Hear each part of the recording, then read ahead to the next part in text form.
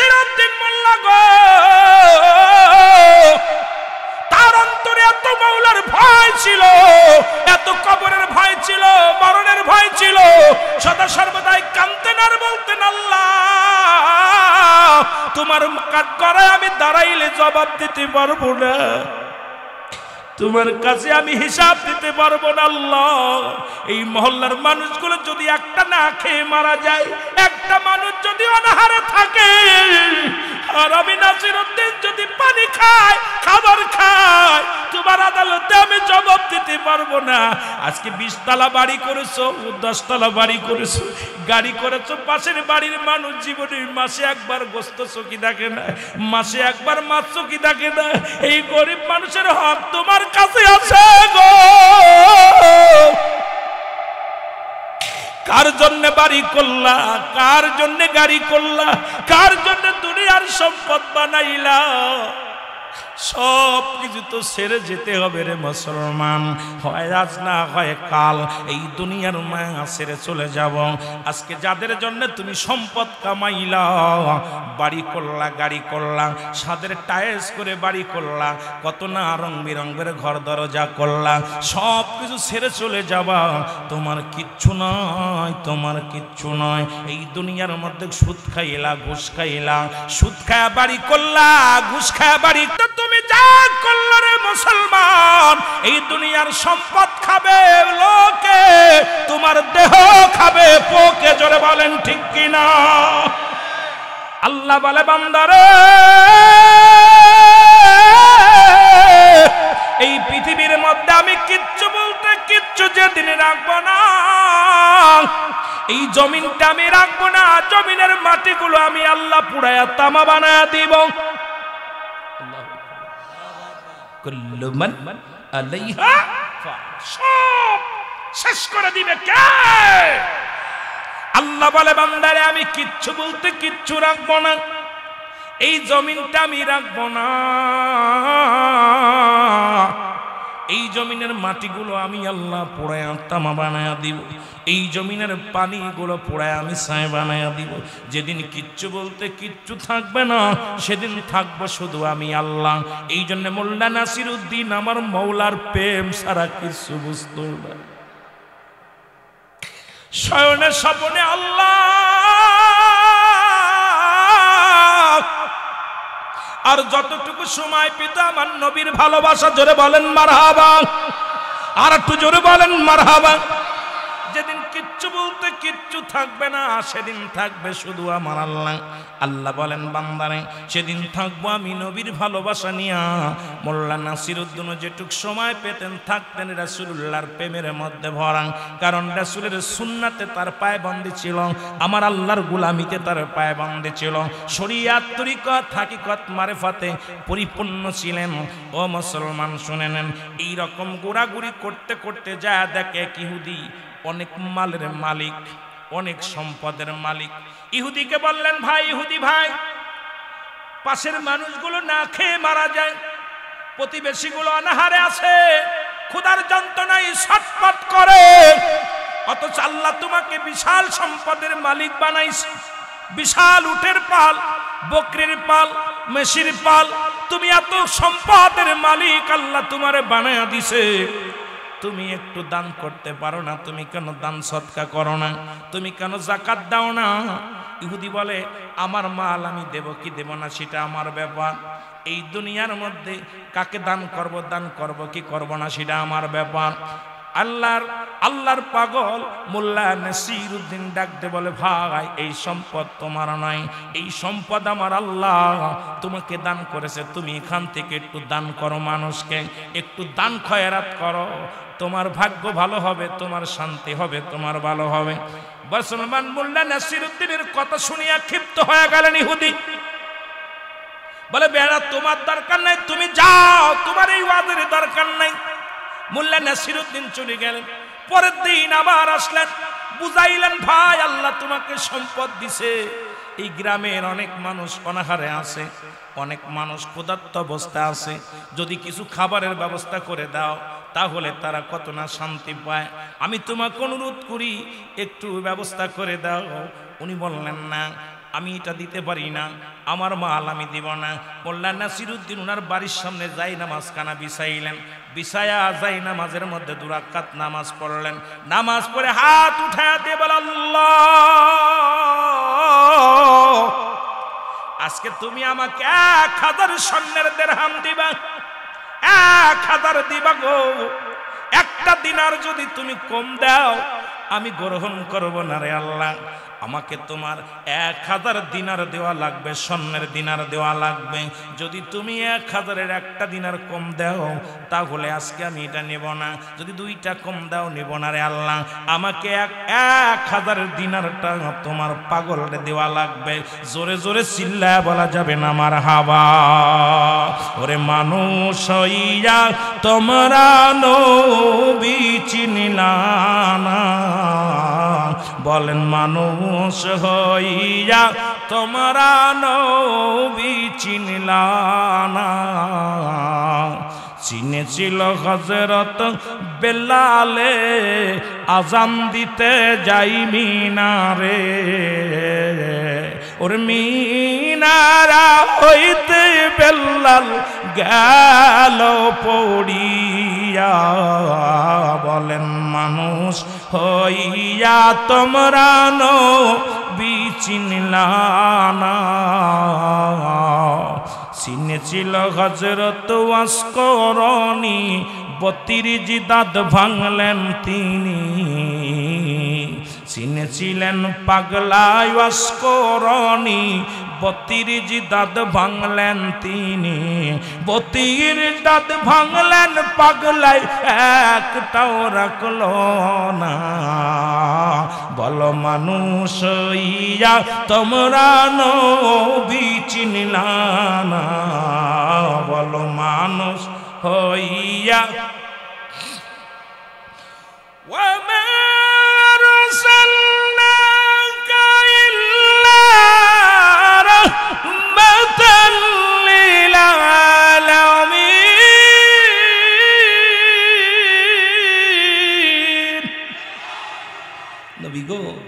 আপনি রাহমাতাল লিল আলামিন, আল্লাহ রাব্বুল আলামিন। আপনাকে যারা চিনলো আল্লাহকে তারা চিনলো। আপনাকে আমাদের চিনার তৌফিক দান করে। জোরে বলুন মারহাবা, আরো জোরে বল। চিনেছিল হযরত ওয়াসকরণী, 32 দাঁত ভাঙলেন তিনি। ওর 32 দাঁত ভাঙলেন পাগলা, একটাও রাখলো না। বলেন 32 দাঁত ভাঙলেন পাগলা, একটাও রাখলো না। বলো মানুষ হইয়া তোমরা নবী চিনলা না। আল্লাহুম্মা, জোরে জোরে। মাওলানা মুহাম্মাদ আলা সাইয়্যিদিনা। এ দুনিয়ার মুসলমান,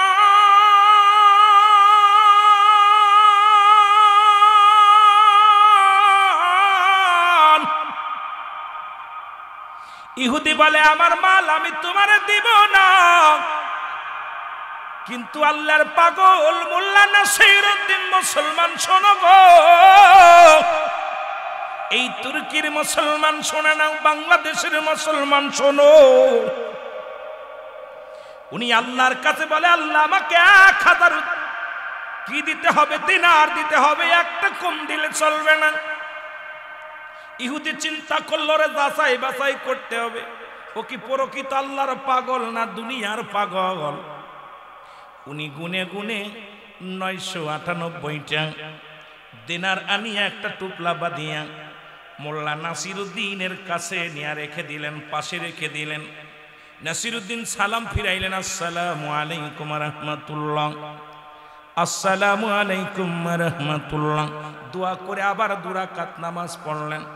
আবার যখন নামাজ শেষ করে দেখে রে, যখন নামাজের মধ্যে দাঁড়াইছে তখন মুসলমান ওই ইহুদির বাচ্চা 998টা দিনার আনিয়া বাদান মুদ্রা আনিয়া রেখে দিছেন পাশে। মুদ্রাটা পাইয়া, দিনারটা পাইয়া নাসিরউদ্দিন বলে আল্লাহ তোমার শুকরিয়া আদায় করি, তুমি আমারে দান করেছো গো আল্লাহ। এবার যাই নামাজের পর ইয়া মুদ্রাগুলো ঢাললেন, ঢাকি ডালিয়া দিনারগুলো ঢাললেন, ডালিয়া গুনে দেখে 2টা দিনার কম। আল্লাহ আরো জোরে, 2টা দিনার কম। মোল্লা নাসির বলে আল্লাহ 2টা দিনার কম দিছে, এতে কিছু যায় আসে না, তুমি আবার দিয়া দিও। সুবহানাল্লাহ বলেন না, আর একটু জোরে বলেন। আল্লাহ 2টা দিনার কম দিছো, মনে কষ্ট পাই নাই, আবার যখন আমাকে তুমি দিনার দিবা গো আল্লাহ, তখন তুমি এই 2টা পুরাইয়া দিও আল্লাহ, এই 2টা আর কম দিও না। জোরে জোরে চিল্লায়া বলা যাবে না মারহাবা। ইহুদি ডাকতে বলে মোল্লা নাসির রে, একটু আগে তুমি মুনাজাতের মধ্যে হাত উঠায়া বললা 1000 দিনারের একটা কম যদি দেয় তুমি গ্রহণ করবা না, 1000-এর একটা দিনার যদি কম দেয় তুমি নিবা না। অথচ এখন তো 2টা দিনার কম, তুমি কেন দিনারগুলো ধরলা নিলা? কয় আমার আল্লাহ আমাকে আবার দিয়া দিবে। কয় তোমার আল্লাহ দেয় না, এই দিনারগুলো আমি দিছি। জোরে জোরে বলো মারহাবা। মোল্লা নাসিরউদ্দিন কয় না তুমি দিছো মানে এটা আল্লাহ দিছে, আমার দান করছে। সুবহানাল্লাহ বলেন না। কয় আপনি তো চাইছেন 1000, 2টা কম, এই 2টা কম তো আমি দিছি, এ তো আমার দিনার, স্বর্ণের দিনার। কথা বুঝিনি? নাসিরউদ্দিন কয় এটা আমার আল্লাহ দিছে। কয় দিনারটা আমার মালিক, আমি মালিক, এটা আমার মাল, আমি আপনার কাছে রাখছি এখানে পরীক্ষা করার জন্য, দেখছি আপনার ভিতরে লোভ আছে কি না। এখন আপনি তো কিসের ইমানদার বলে দাবি করেন, আপনি একজন লোভী। নাসিরউদ্দিন বলে তুমি কি বলতে চাও? এই দিনারগুলো দিছে আমার আল্লাহ। বলে তুমি চাইলে আল্লাহর কাছে 1000, এখন তো 2টা কম আছে, তাহলে তোমার আল্লাহ কেমনে দিল? এই 2টা আমি দিছি, কম দিছি। বলে না এটা আমার আল্লাহ দিছে। বলে কাজীর কাছে বিচার দিতে হবে।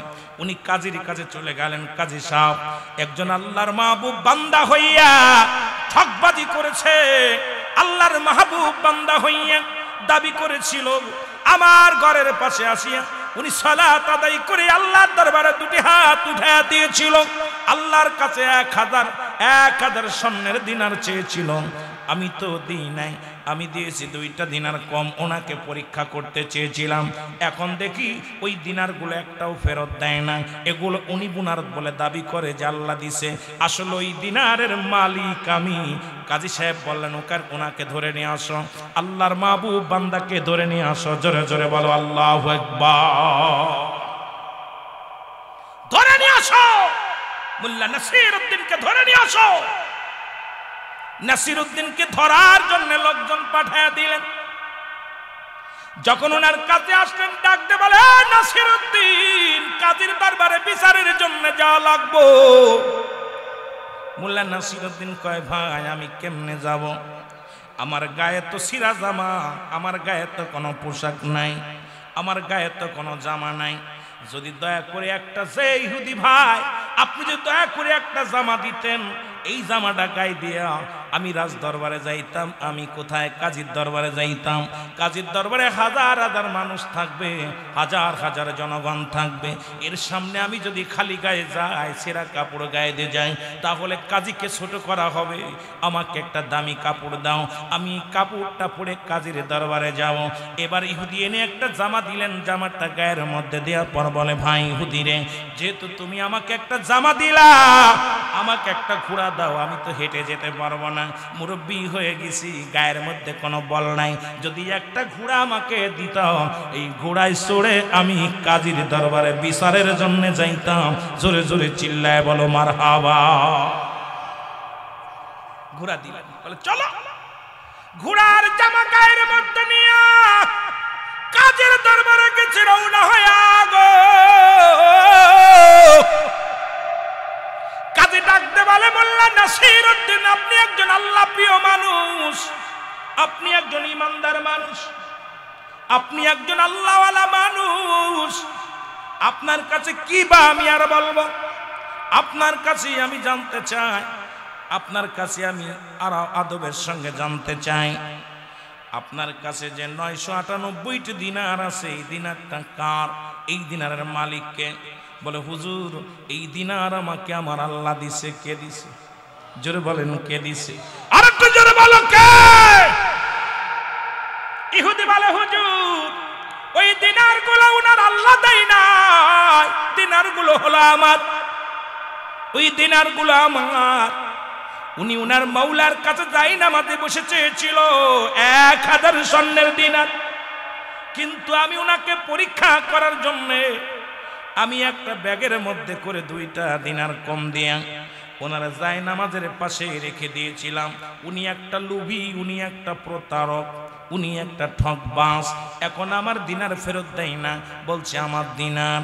এমন সময় মোল্লা নাসিরউদ্দিন বলে হুজুর কাজী সাহেব শোনেন, এখন তো বলছে দিনার গুলো ওনার, একটু পরে বলবে এই জামাটাও ওনার, এই ঘোড়াটাও ওনার। জোরে জোরে চিল্লায়া বলা যাবে না মারহাবা। হুজুর এত দিনারের কথা বলতে থাকবেন, একটু পরে উনি দাবি করবে আমার জামাটা ওনার, ঘোড়াটা ওনার। মারহাবা বলেন। ইহুদি বলে ঠিকই বলছে হুজুর, ওই ঘোড়াটাও আমার, কাপড়টাও আমার। দেখছেন হুজুর অবস্থা? কাজী বলেন কি বলতে চাই? একটু আগে তুমি বললা ওই দিনার গুলো তোমার, এখন দেখি মোল্লা নাসিরউদ্দিন বলছে, একটু আগে বললো জামাটাও দাবি করবে, ঘোড়াটাও দাবি করবে। এখন দেখি তুমি জামাও দাবি করো, পোশাকটাও দাবি করো, ঘোড়াও দাবি করো। তোমার মতো ঠকবাজ, তোমার মতো খারাপ, তোমার মতো চোর বাটপাড়ার কেউ নাই। তুমি আমার রাজ্য থেকে দূর হয়ে যাও। এইভাবে মোল্লা নাসিরউদ্দিন মানুষের বড় লোকের কাছ থেকে যাকাত আদায় করতেন, মানুষের মাল এনে গরিব মানুষদেরকে দান করে দিতেন। জোরে জোরে চিল্লায় বলো মারহাবা। আর একটু জোরে বলো।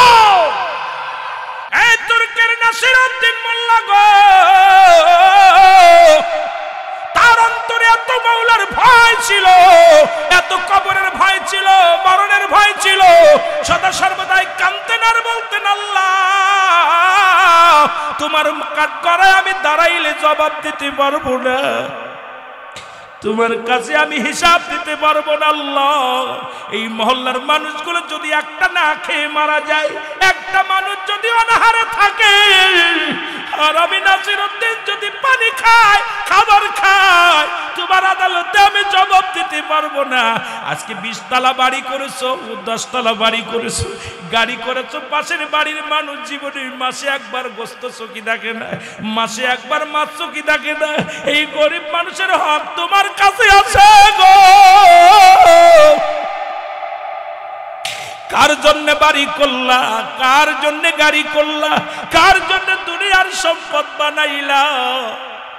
সব কিছু তো ছেড়ে যেতে হবে রে মুসলমান, হয় আজ না হয় কাল এই দুনিয়ার মায়া ছেড়ে চলে যাব। আজকে যাদের জন্য তুমি সম্পদ কামাইলা, বাড়ি করলা, গাড়ি করলা, সাদের টাইলস করে বাড়ি করলা, কত না রং বেরঙের ঘর দরজা করলা, সব কিছু ছেড়ে চলে যাবা। তোমার কিচ্ছু নয়, তোমার কিচ্ছু নয়। এই দুনিয়ার মধ্যে সুদ খাইলা, ঘুষ খাইলা, সুদ খায়া বাড়ি করলা, ঘুষ খায়া বাড়ি, তুমি যা করলে রে মুসলমান, এই দুনিয়ার সম্পদ খাবে লোকে, তোমার দেহ খাবে পোকে। জোরে বলেন ঠিক কিনা? দুনিয়ার মধ্যে সম্পদের ভাগ নিবে ছেলে, সম্পদের ভাগ নিবে মেয়ে, বিবি নিবে ভাগ, প্রতিবেশী নিবে ভাগ, কিন্তু পাপের ভাগটা কেউ নিবে না। তুমি যে নামাজ ছেড়ে দিলা, তুমি যে রোজা ছেড়ে দিলা, তুমি যে হজ ছেড়ে দিলা, তুমি যাকাত ছেড়ে দিলা, তুমি কুরবানি ছেড়ে দিলা, তুমি ইবাদত ছেড়ে দিলা, তোমার এই পাপের ভাগটা কেউ নিবে না। সম্পদের ভাগ সবাই নিবে ভাগাভাগি করে, তোমার পাপের ভাগটা কেউ নিবে না। এই জন্য দুনিয়া দুনিয়া দুনিয়া দুনিয়া নবী বলছে বালহুয়া কিলাফ। এই দুনিয়াটা হলো পচা দুর্গন্ধ মরি। মানুষের চরিত্র হলো কুকুরের চরিত্র। কুকুর যেমন পৃথিবীর মধ্যে মরি পাইলে খুশি হয়, শেষ জামানার মানুষগুলো শুধু সম্পদমুখী হয়ে যাবে। আজকে ঘুষের মধ্যে, সুদের মধ্যে খালি টাকা টাকা টাকা টাকা টাকা, পয়সা, ধন সম্পদ, বাড়ি গাড়ি, সব কিছু। আজকে 250 টাকার জন্য, 100-200 টাকার জন্য মানুষ খুন করতে দ্বিধাবোধ করে না রে। আইরে দুনিয়ার মানুষ এমন দুনিয়া বিমূঢ় হয়ে গেছে, এই দুনিয়া নবী বলছে বালুয়া কিলাব, এই দুনিয়ার মানুষের চরিত্র হবে কুকুরের চরিত্র। কুকুর যেমন মরি পাইলে খুশি হয়, শেষ জামানার মানুষগুলো শুধু সম্পদ পাইলে খুশি হবে। এটা ঘুষের মধ্যে আসলো কি সুদের মধ্যে আসলো, এটা দেখার সময় নয়। শুধু আনো আর আনো, এগুলো সব কিছু ছেড়ে চলে যেতে হবে। একবার কেন মাথায় চিন্তা আসে না? একবার কেন মরণের চিন্তা আসে না? জোরে জোরে চিল্লায় বলা যাবে না আল্লাহু আকবার। এরে আজ না হয় কাল তুমি মরার পরে দেখবে চেয়ে গো, তোমার সবই রইল পড়ে। মরার পরে দেখবে চেয়ে গো, তোমার সবই রইল। এরে দাদাই গিয়েছে বাবাই গিয়েছে, কেউ আসলো না ফিরে। বাবাই গিয়েছে দাদাই গিয়েছে, কেউ আসলো না ফিরে। তোমার তো যাইতে হবে গো ভাইরে অন্ধকার কবরে, তোমার তো যাইতে হবে গো। বলো অন্ধকার কবরে তোমার তো যাইতে হবে গো। এর ঘর করলা বাড়ি করলা সবই যাইবা রে, জমি করলা জায়গা করলা সবই যাইবা রে। তোমার তো যাইতে হবে গো বাইরে অন্ধকার কবরে, তোমার তো যাইতে হবে গো। বলেন আজ না হয় কাল তুমি, বলো আজ না হয় কাল তুমি যাইবা কবরে। মরার পরে দেখবে চেয়ে গো, তোমার সবই রইল পড়ে। মরার পরে দেখবে চেয়ে গো। আল্লাহুম্মা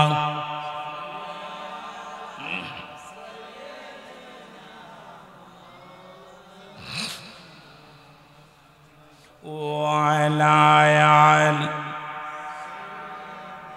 একটু মহব্বতে মাওলানা, একটু জোরে জোরে বলেন আল্লাহুম্মা।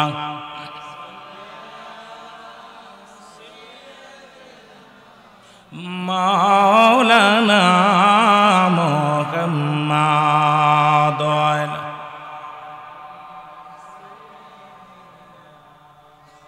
এ দুনিয়ার মুসলমান,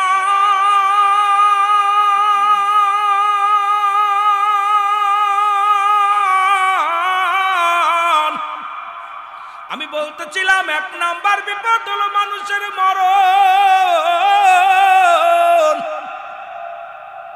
দুই নাম্বার বিপদ হলো কবর, তিন নাম্বার বিপদ হলো কিয়ামতের ময়দান।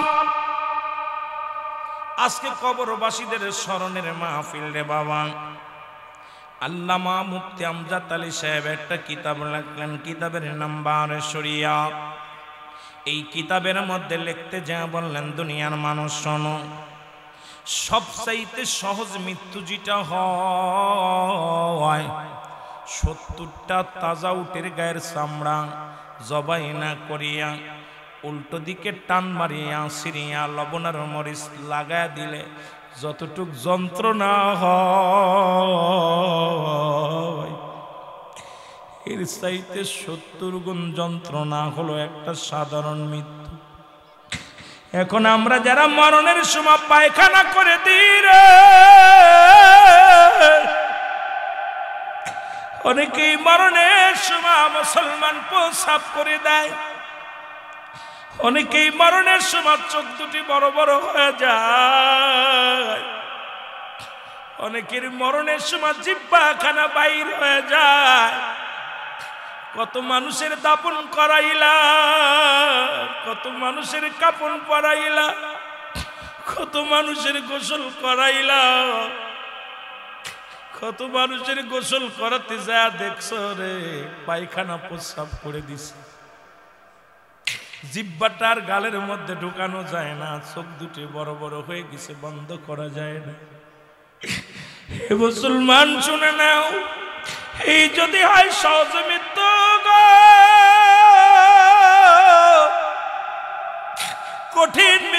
কেমনে হয়? হে মুসলমান, আজরাইল তো একমাত্র ইমানদারের জান নিবে যারা জান্নাতি হবে। আল্লাহ বলেন উইদ্দাতুলিল মুমিনিন, আল্লাহ বলে মুমিনদের জন্য, মুত্তাকিনদের জন্য আমি আল্লাহ প্রস্তুতি করে রাখছি 8টা জান্নাত। ইমানদারের রূহটা বাইর করবে আল্লাহ এমন আসানে, এই দুনিয়ার মধ্যে যেমন আটা সেনিয়া খামির বানানো হয়, এর ভিতরে যদি একটা চুল পরে সেই চুলটা টান দিয়া যেমন অনাসে বাইর হয়ে যায়, ইমানদারের রূহটা ঠিক এইভাবে আসান হবে, আসানে মৃত্যু হবে। সেই যন্ত্রণা যদি গায়ের মধ্যে এত কঠিন যন্ত্রণা হয়, যাদের সঙ্গে আজরাইল যাদের সঙ্গে জোরাজুরি করে জানটা নিবে, যাদের কান দিয়ে রক্ত বাইর হয়ে যায়, গাল দিয়ে রক্ত বাইর হয়ে যায়, চোখ দিয়ে রক্ত বাইর হয়ে যায়, নাক দিয়ে রক্ত বাইর হয়ে যায়, আল্লাহ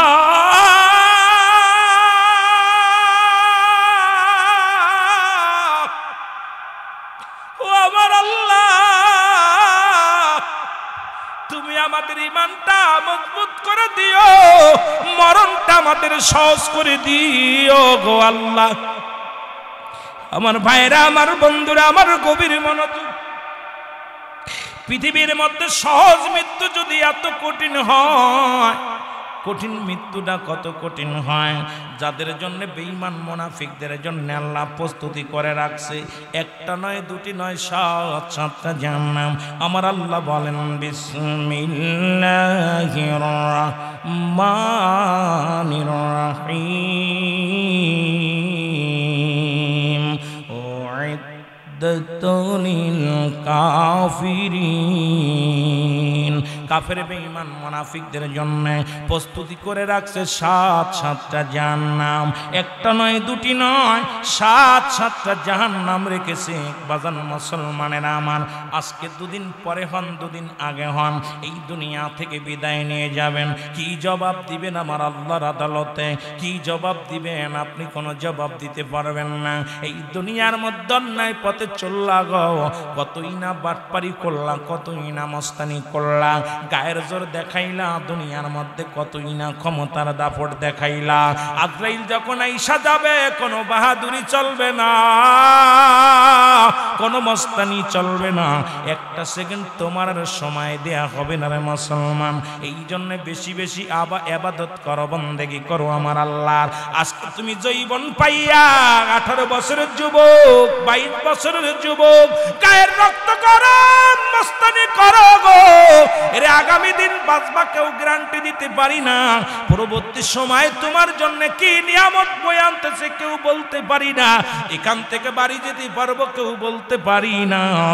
আগামী দিন সকালবেলা ঘুম থেকে উঠবো কেউ বলতে পারি না। এত মস্তানি আসে কই থেকে, এত দাম্বির আসে কোথা থেকে রে মুসলমান? ছেড়ে দাও, সব কিছু ছেড়ে দাও, আল্লাহর নামে পাগল হয়ে যাও। জোরে বলেন ঠিক কিনা? আমার মহরনা শিবে কখন কেউ তো জানি না, আমার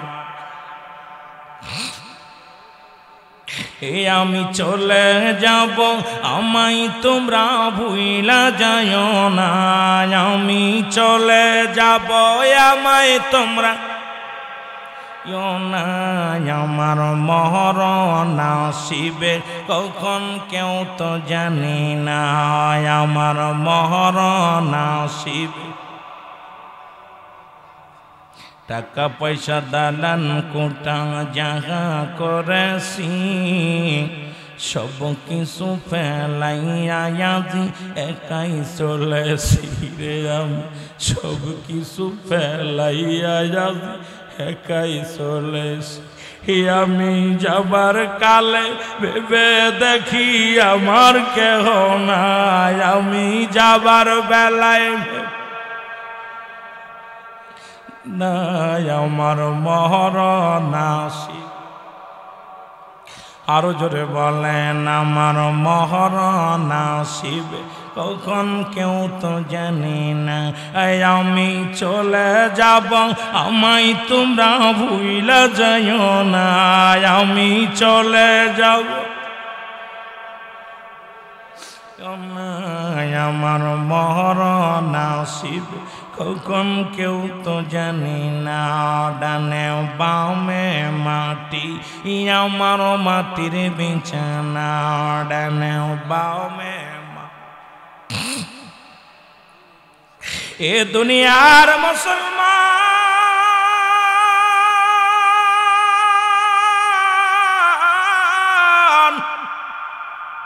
আমি বলতেছিলাম যে কথাগুলো দিলের কান্না লাগে শোনো গো।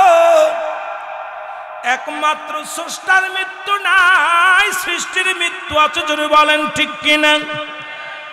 দুনিয়ার সব কিছু যেদিন শেষ হয়ে যাবে রে মুসলমান, আমার আল্লাহ ডাকতে বলবে আজরাইল শুনে যাও, আজরাইল শোনো। আজরাইল সামনে হাজির হয়ে যাবে, ডাকতে বলবে আমার আল্লাহ কয় আজরাইল রে দুনিয়ার সব মাখলুকাত কি শেষ হয়েছে? বলে হ্যাঁ। এখন কজন আর কতগুলো জীবিত আছে? বলে আল্লাহ এখন জীবিত আছি আমি, আজরাইল, ইসরাফিল, মিকাইল আর ইসরাফিল। জোরে জোরে চিল্লা বলা যাবেন আল্লাহ। আমার আল্লাহ ডাকতে বলবে আজরাইল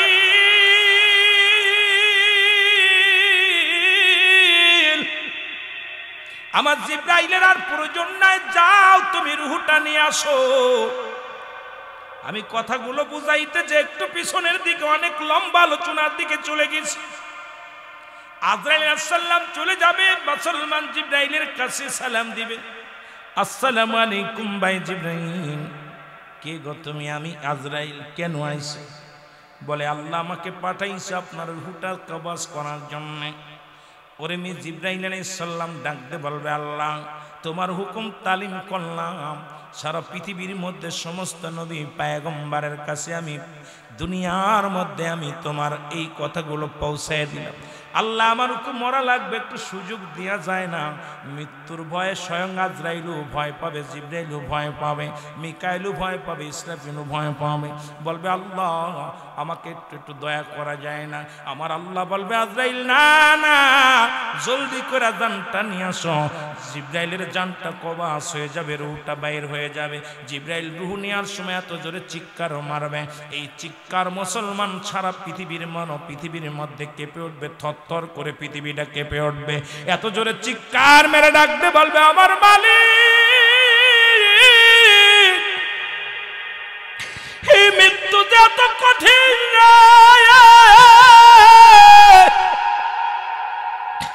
আমি জিবরিল আগে বুঝতে পারি না এত যন্ত্রণা। ও মুসলমান শুনে নাও, আজকে আপনাদের কথা তো রেখে গেলাম, আগে ওদিকে চলে যায়। 7 জন জিবরিল, 4 জন ফেরেশতার কথা আর একটু আগায় চলে যায়, ডাকতে বলে আজরাইল চলে যাও। কোথায়? ইসরাফিলের কাছে চলে যাও। কোথায়? মিকাইলের কাছে চলে যাও। মিকাইল আলাইহিস সালাম যিনি মেঘের দায়িত্ব আছে রে মুসলমান, ওনার রূহটাও কবজের জন্য চলে যাবে। ওই রকম চিৎকার মারবে আর মৃত্যুর যন্ত্রণায় ছটফট করবে। ওখান থেকে ওনার রূহটাও কবজ করা হবে, চলে আসবে কোথায়? ইসরাফিলের কাছে। ইসরাফিলের রূহটাও কবজ হয়ে যাবে, থাকবে আজরাইল আলাইহিস সালাম। আর আমার আল্লাহ বলবে আজরাইল রে এখন আসমান জমিনের মধ্যে সমস্ত পৃথিবীর মধ্যে সমস্ত মাখলুকাতের মধ্যে এখন কে আর কে আছে একটু আমাকে জানাও। বলে আমার মালিক সবার রূহটা বাইর হয়ে গেছে, এখন বাকি আছেন আপনি আর আমি। আমার আল্লাহ বলবে আজরাইল রে তুমি কি জানো না আমি স্রষ্টা, আমার কোনো মৃত্যু নাই, তোমরা সৃষ্টি, তোমাদের মৃত্যু আছে। এখন যেহেতু তুমি আর আমি আছি, আর এখন ফয়সালা বেশি হবে না, তোমার রূহটাও দিয়া দাও, আর দেরি করো না। জোরে জোরে চিল্লায় বলা যাবে না মারহাবা। কোন মস্তানি চলবে না। কোথায় মস্তানি? কোথায় এত তাকাব্বুরি? আজরাইল বলবে আল্লাহ আমি তো আপনার হুকুমে সবার রূহটা দান কবজটা করেছিলাম, সবার রূহ বাইর করেছি, আল্লাহ আমাকে একটু দয়া করা যায়? আল্লাহ বলবে না না, কোনো দয়া হবে না, একমাত্র আমি হলাম স্রষ্টা। সৃষ্টির জগতে যা কিছু আছে সবাই পড়ে যাবে, আজরাইল আলাইহিস সালাম বলে আমার আল্লাহ আমার রূহটা দিতে হবে। বলে হ্যাঁ। গাল দিয়ে ঢুকায় দিবে, হাতটা ঢুকায় দাও তোমার মুখের মধ্যে। আজরাইল নিজের মুখের মধ্যে হাতটা ঢুকায় দিবে, রুহটা যখন ধরবে চিৎকার মেরে কানবে, গো আমার আল্লাহ এত যন্ত্রণা, আমি কত ছোট ছোট মাসুম বাচ্চার রুহটা কবাজ করেছি, দুনিয়ার কত মাকলুকাতের জানটা বাইর করেছি, আমি পৃথিবীর মধ্যে 2 বার আজরাইল কান্না করেছিল। আজরাইল বলে আল্লাহ আমি 2 বার কান্না করেছি রে। একবার হলো যখন আমি ওই মরুপ্রান্তরে, যখন সাগরের মধ্যে একটা বাচ্চা তার মা যখন ডেলিভারি হলো, তখন তার মাকে আমি দুনিয়া থেকে বিদায় করার হুকুম দিয়ে দিলেন আপনি। তার মার রুহটা আমি বাইর করলাম। ওই প্রবল ঝড়ের মধ্যে যখন নৌকাটা এলোমেলো হয়ে গেল, তখন নৌকাটা যখন তলায় গেল, তছনছ হয়ে গেল, তখন একটা শিশু তক্তার মধ্যে ভাসানো ছিল। সেই শিশুটা দেখে আমি সেদিন কান্না ধরে রাখতে পারছিলাম না রে আল্লাহ। আল্লাহ সেদিন আমার চোখ দিয়ে পানি এসেছিল, আমি আজরাইলের আল্লাহ আজকে এত বড় সাগরের মধ্যে মারে নিয়ে গেলাম, তার বাবারে নিয়ে গেলাম, তার আপনজনদের সবাইরে নিয়ে গেলাম, এই মাসুম বাচ্চাটাকে আমি রেখে দিলাম, তক্তার উপরে রেখে দিলাম। আল্লাহ ওদিন ওই শিশুর দিকে তাকাইয়া আমি আজরাইলের চোখে পানি এসেছিল গো আল্লাহ। আর একটা দিন আল্লাহ আমার আল্লাহ এ আমার বাবা